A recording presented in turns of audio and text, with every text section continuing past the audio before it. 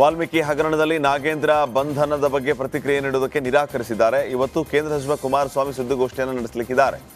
ಈ ವೇಳೆ ಸರ್ಕಾರದ ವಿರುದ್ಧ ವಾಗ್ದಾಳಿ ನಡೆಸುವ ಸಾಧ್ಯತೆ ಇದೆ. ದೇವರಾಜ ಅರಸು ಟ್ರಕ್ ಟರ್ಮಿನಲ್ ನಿಗಮದಲ್ಲಿ ಬಹುಕೋಟಿ ಹಗರಣ ಸದ್ದು ಕೇಳಿಬಂದಿದೆ.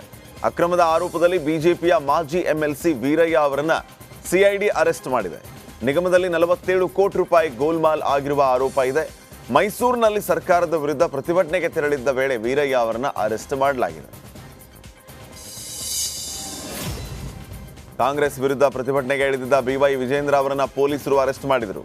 ವಿಜೇಂದ್ರ ಬಿಡುಗಡೆಗೆ ಒತ್ತಾಯಿಸಿ ವಿಜಯನಗರದಲ್ಲಿ ಬಿಜೆಪಿ ಕಾರ್ಯಕರ್ತರು ಪ್ರತಿಭಟನೆ ನಡೆಸಿದರು. ಹೊಸಪೇಟೆಯ ಪುನೀತ್ ರಾಜ್ಕುಮಾರ್ ವೃತ್ತದಲ್ಲಿ ಧರಣಿ ಕೂರುವುದಕ್ಕೆ ಪ್ರತಿಭಟನಾಕಾರರು ಮುಂದಾದರು. ಈ ವೇಳೆ ಸ್ಥಳಕ್ಕೆ ಆಗಮಿಸಿದ ಪೊಲೀಸರು 20ಕ್ಕೂ ಹೆಚ್ಚು ಕಾರ್ಯಕರ್ತರನ್ನು ಅರೆಸ್ಟ್ ಮಾಡಿದರು. ಮೈಸೂರಿನಲ್ಲಿ ವಿಜೇಂದ್ರ ಬಂಧನ ಖಂಡಿಸಿ ಬೀದರ್ನಲ್ಲೂ ಬೃಹತ್ ಪ್ರತಿಭಟನೆ ನಡೆಸಲಾಯಿತು.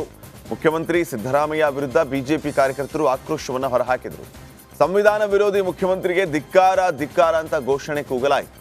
ಬಿಜೆಪಿ ಜಿಲ್ಲಾಧ್ಯಕ್ಷ ಸೋಮನಾಥ್ ಪಾಟೀಲ್ ನೇತೃತ್ವದಲ್ಲಿ ನಗರದ ಅಂಬೇಡ್ಕರ್ ವೃತ್ತದಿಂದ ಡಿಸಿ ಕಚೇರಿಯವರೆಗೆ ಪ್ರೊಟೆಸ್ಟ್ ಮಾಡಲಾಯಿತು.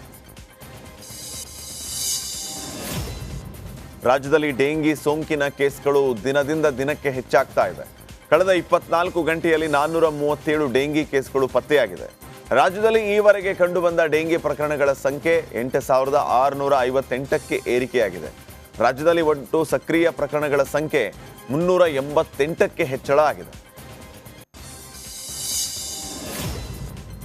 ಬೆಂಗಳೂರಿನಲ್ಲಿ ನಿನ್ನೆ ಸಂಜೆ ಕೆಲವು ಕಡೆ ಧಾರಾಕಾರ ಮಳೆಯಾಗಿದೆ. ಮಲ್ಲೇಶ್ವರಂ, ಮತ್ತಿಕೆರೆ, ಯಶವಂತಪುರ, ಮೆಜೆಸ್ಟಿಕ್, ಹೆಬ್ಬಾಳ ಸುತ್ತಮುತ್ತ ವರುಣ ಆರ್ಭಟಿಸಿದ್ದಾನೆ.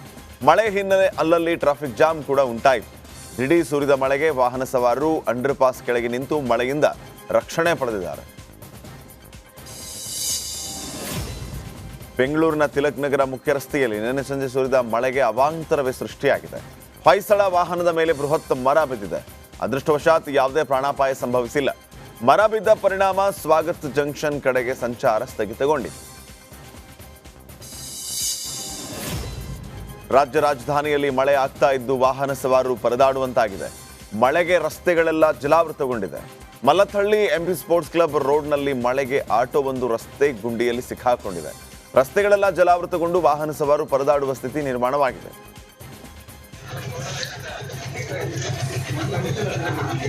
ಅಲ್ಲ ಓನರ್ಗೆ ಅಷ್ಟು ಕಾಮನ್ ತಿಳ್ಕೊಳ್ಳು